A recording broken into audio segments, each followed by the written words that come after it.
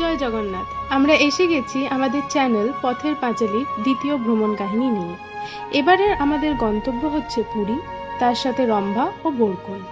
আমরা পুরী বাই কার গেছি, তাই আপনারা যারা পুরীতে গাড়ি নিয়ে যাওয়ার প্ল্যান করছেন তারা প্রথম পর্বের ভিডিওটি অবশ্যই শেষ অবধি দেখবেন। আমাদের রোড এক্সপিরিয়েন্স শেয়ার করব, তার সঙ্গে আরও কিছু তথ্য দেব যেটা আপনাদের যাত্রাপথে উপকার হবে। আমাদের সঙ্গে থাকুন এবং দেখতে থাকুন। ভিডিওটি ভালো লাগলে লাইক, কমেন্ট, শেয়ার ও সাবস্ক্রাইব করতে ভুলবেন না।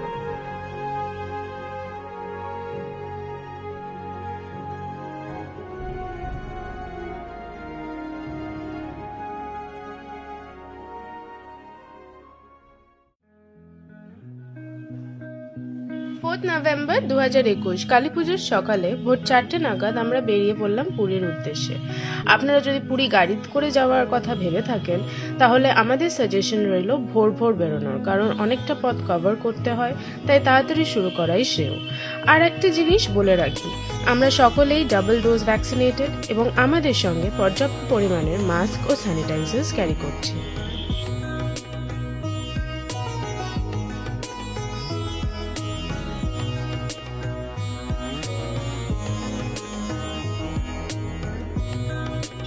আমরা বালি হয়ে কোলাঘাট, খড়গপুর, বেলদা, জলেশ্বর, বালেশ্বর, কটক, ভুবনেশ্বর হয়ে পুরী পৌঁছেছি। টোটাল ডিস্টেন্স কলকাতা থেকে পুরী অ্যাপ্রক্সিমেট হচ্ছে 530 কিলোমিটার এবং আমাদের পৌঁছতে সময় লেগেছে প্রায় 10 ঘন্টা। আপনারা যারা বালি ব্রিজ দিয়ে যাবেন তো সকালবেলা টোল রোডটা অ্যাভয়েড করাই ভালো, কারণ অনেক ট্রাক টোলের সামনে পার্ক করা থাকে আর বেশিরভাগ সময় ফাস্ট্যাগের সার্ভার ডাউন থাকে। আমরা ডেসক্রিপশন বক্সে সম্পূর্ণ টোলের ডিটেলস দিয়ে রেখেছি। কলকাতা থেকে পুরী পৌঁছতে আপনাদের টোল পড়বে 705 টাকা ওয়ান ওয়ে।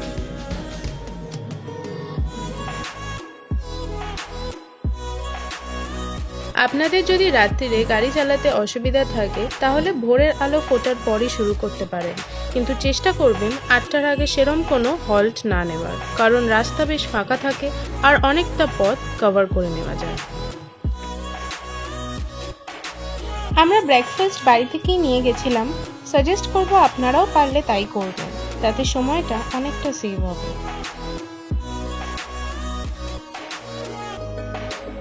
আমরা পুরো পথটাই NH16 ধরে গেছি। কলকাতা থেকে খড়গপুর অবধি রাস্তা খুবই ভালো, স্পিড লিমিট 100 কিলোমিটার প্রতি ঘন্টা, কিন্তু সাবধানে গতি নিয়ন্ত্রণে রেখে গাড়ি চালাবেন।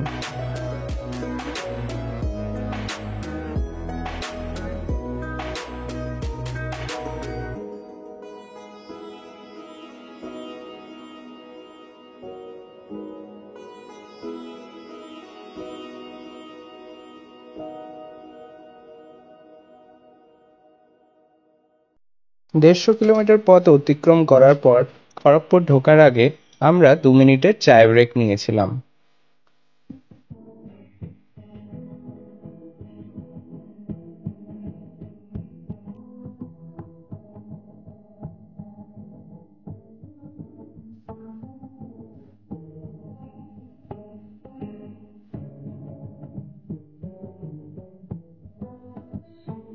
খড়গপুরের রামপুরা টোল প্লাজা ক্রস করার পর রাস্তাটা বাঁ দিকে চলে যাচ্ছে।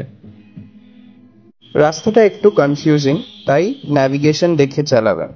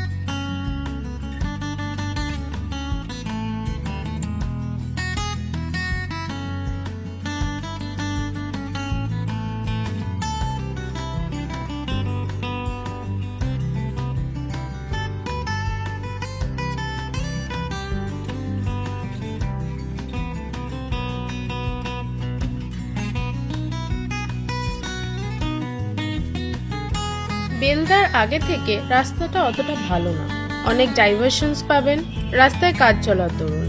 ডাইভারশনের মধ্যে অনেক স্পিড ব্রেকার্সও আছে, একটু খেয়াল করে ড্রাইভ করবেন। আর একটা জরুরি ব্যাপার জানাই, ডাইভারশনের শুরুটা স্পষ্ট করে মার্ক করা থাকলেও অনেক জায়গায় ডাইভারশনের শেষটা মার্ক করা নেই, তো চেষ্টা করবেন কোনো লোকাল গাড়িকে ফলো করার, যাতে ঠিকঠাক নিজের লেনে উঠতে পারেন।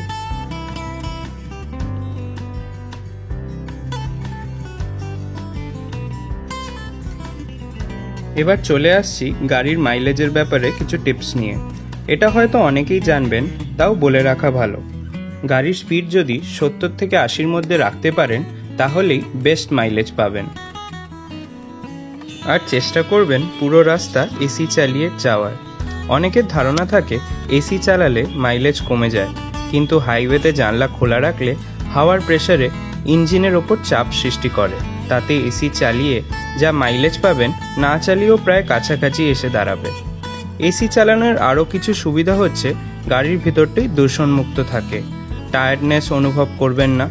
এটি বিশেষ করে যিনি গাড়ি চালাবেন তার প্রয়োজন। গাড়িতে 2 জন ড্রাইভার থাকা রেকমেন্ডেড, যদি না এতটা ডিস্টেন্স চালানোর অভ্যেস থাকে।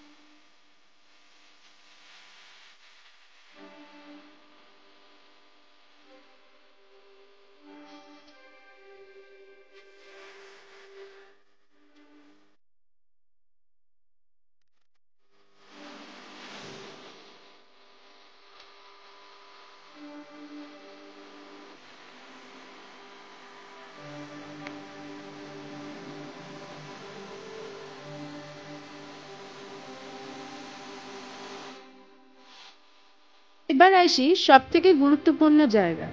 আপনারা যখনই ওয়েস্ট বেঙ্গল ছেড়ে উড়িষ্যায় ঢুকবেন, জলেশ্বরের আগে থেকে স্পিড লিমিট 75 কিলোমিটার প্রতি ঘন্টায় যাওয়ার চেষ্টা করবেন, কারণ উড়িষ্যায় অনেক জায়গায় স্পিড ইন্টারসেপ্টর বসানো আছে, আর স্পিড লিমিটের ওপরে গেলেই ফাইন অনিবার্য। আমাদেরও একই অভিজ্ঞতা রয়েছে। স্পিড লিমিটটা রাস্তায় স্পষ্টভাবে লেখা খুব কম জায়গায় আছে, যেটা সহজে চোখে পড়ে না। ট্রাফিক চালানের অ্যামাউন্ট 200 কি 500 টাকা নয়, কিন্তু একেবারে 2000 টাকা। আপনারা অবশ্যই এই কথাটা মাথায় রেখে জলেশ্বর থেকে পুরী অবধি ড্রাইভ করবেন।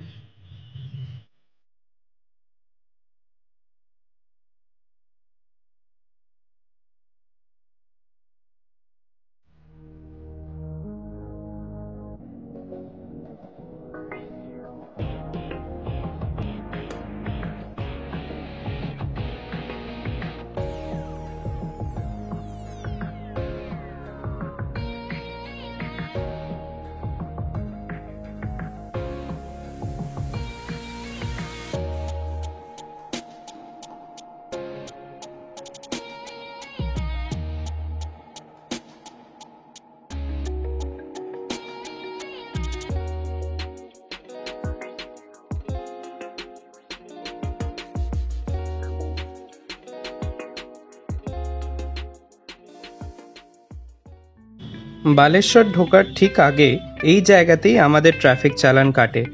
একটা জিনিস দেখে খারাপ লাগলো, এটা সম্পূর্ণ আমাদের ব্যক্তিগত মতামত। বাইরের স্টেটের গাড়ি দেখলেই ওইখানকার পুলিশ দাঁড় করাচ্ছে, অথচ আমাদের সামনে দিয়েই উড়িষ্যার অনেক গাড়ি স্পিড লিমিটের ওপর দিয়ে চালিয়ে বেরিয়ে যাচ্ছে। ওনারা আমাদের কোনো এক্সপ্লেনেশনই শোনেননি। আপনাদের কাছেও সাজেশন রইল, ওনাদের সাথে বেশি কথা বাড়াবেন না।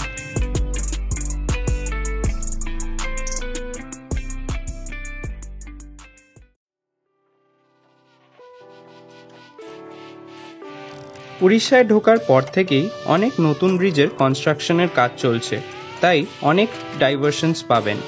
মোটামুটি বালেশ্বর থেকে শুরু করে কটক অবধি এরকমই রাস্তা।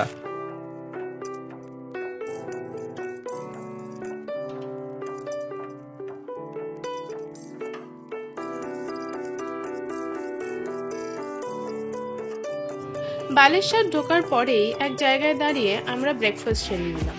বালেশ্বরে অনেক ধাবা আছে, আপনারা চাইলে ওখান থেকেই ব্রেকফাস্ট সেরে নিতে পারেন।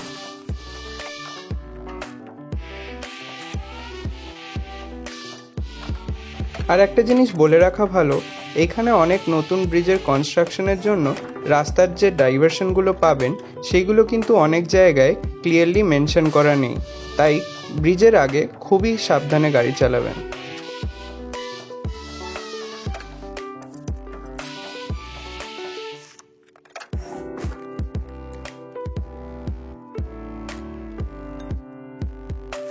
বালেশ্বর ক্রস করতেই আপনারা দেখতে পাবেন ছোট ছোট সবুজে ঘেরা পাহাড়।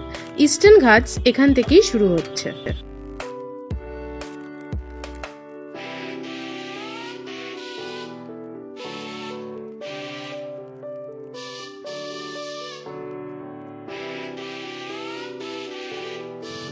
ভুবনেশ্বর ঢোকার পর হাইওয়েতে রোড ডিরেকশনটা অবশ্যই খেয়াল করবেন।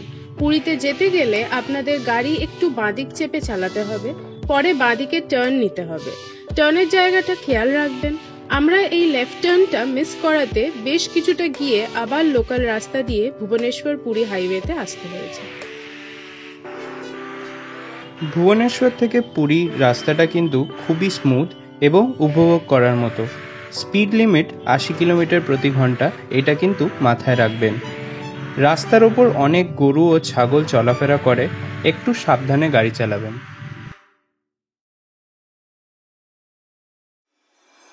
আমরা পৌঁছে গেছি আমাদের দিনের শেষ টোল প্লাজা, পিপলি টোল প্লাজাতে।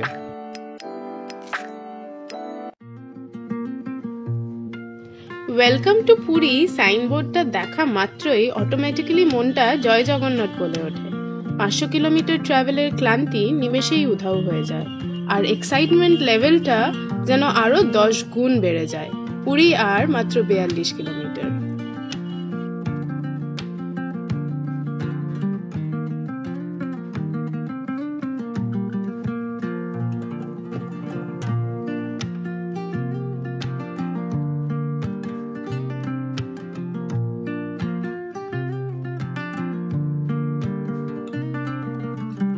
এই 42 কিলোমিটার পথ যেতে যেতে মনটা যেন ছটফট করে, কখন জগন্নাথ দেবকে দর্শন করব আর সমুদ্রের এক ঝলক পাবো।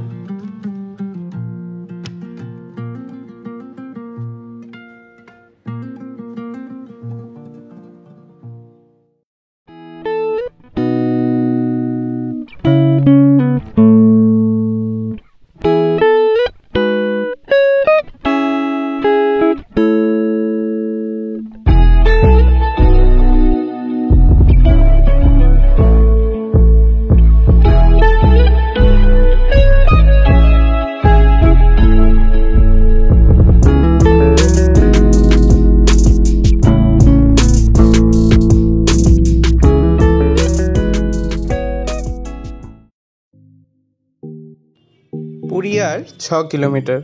আপনারা পাশে দেখতে পাচ্ছেন পুরীর নতুন বাস স্ট্যান্ডটি।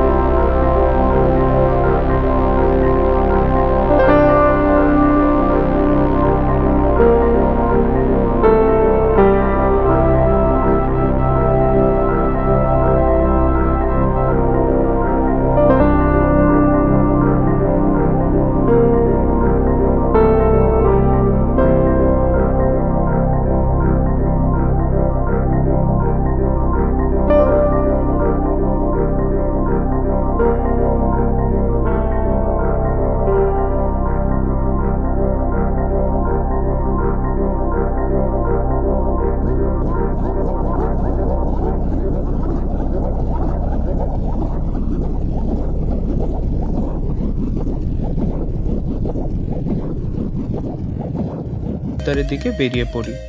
আপনারা যদি স্বর্গদ্বারের আশেপাশে ঘুরতে চান, নিজেদের গাড়ি না নিয়ে যাওয়াটাই সাজেস্টেড, কারণ ওইখান থেকে পার্কিংয়ের জায়গাটা একটু দূরে এবং রাশ থাকলে পার্কিং পাওয়াটাও সমস্যা হয়ে দাঁড়ায়।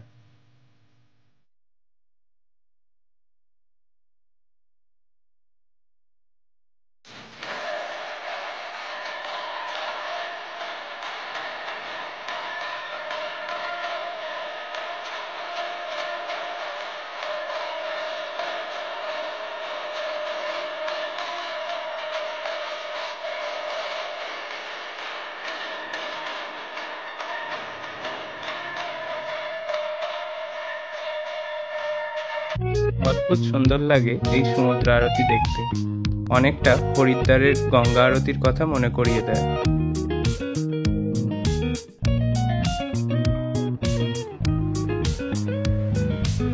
পুরীতে কালী পুজোর দিন এসে মায়ের দর্শন পাওয়াটা একটি বাড়তি উপহার। স্বর্গদ্বারে পরপর দুটি কালী পুজো হয়, একটি ভারত সেবাশ্রমের কালী মন্দিরে আর একটি স্বর্গদ্বারের ঠিক মোড়ে।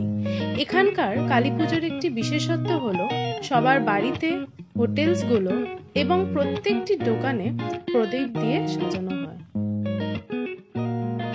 এরপর আমরা পুরনো কাকাতুয়ার দোকানে পৌঁছালাম। কাকাতুয়ার ছানার গজা ও ছানা পোড়াটা অবশ্যই ট্রাই করবেন।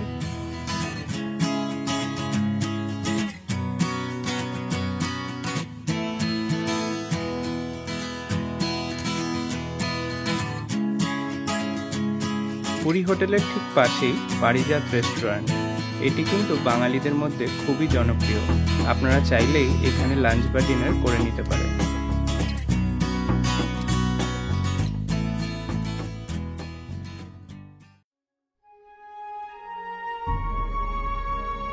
আমাদের প্ল্যান ছিল ওই দিন সন্ধেবেলায় জগন্নাথ দেবকে দর্শন করার, কিন্তু সেই দিন দিওয়ালি উপলক্ষে কোভিড রেস্ট্রিকশনের কারণে মন্দির বন্ধ থাকে। আমরা আমাদের পরবর্তী ভিডিওতে মন্দির দর্শন এবং মন্দিরের কোভিড রেস্ট্রিকশনে কি কি নিয়ম আছে জানিয়ে দেব। তার সঙ্গে ব্লু ফ্ল্যাগ বিচটিও ঘুরে দেখব। আমাদের ভিডিওটি ভালো লাগলে লাইক, শেয়ার ও সাবস্ক্রাইব করতে ভুলবেন না। আপনাদের কোনো কিছু জানার থাকলে বা কোনো সাজেশন থাকলে আমাদের কমেন্ট বক্সে জানাবেন। সবাই ভালো থাকবেন।